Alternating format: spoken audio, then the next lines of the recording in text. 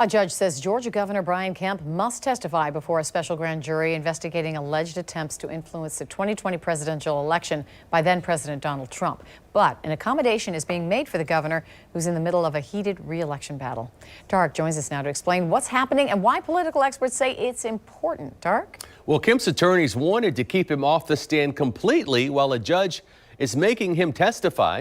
He won't have to appear, though, until after the election as he faces Democrat Stacey Abrams. Now, Kemp is not being investigated for any crime, but the judge pointed out that his appearance could be used for political reasons, and he wanted to prevent that from happening.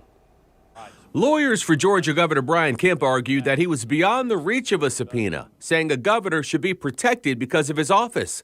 The judge denied that motion, ordering Kemp to appear before a grand jury as they investigate alleged election interference by former President Donald Trump.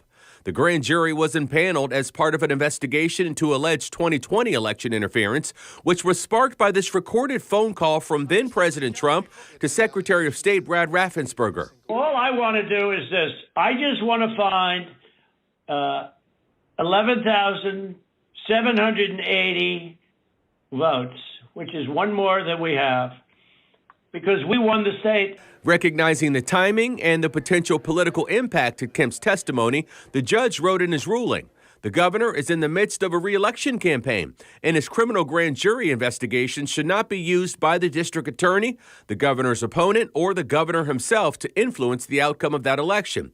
The sound and prudent course is to let the election proceed without further litigation or other activity concerning the governor's involvement in the special purpose grand jury's work. News4JAX political analyst Rick Mullaney says the judge made a sound decision.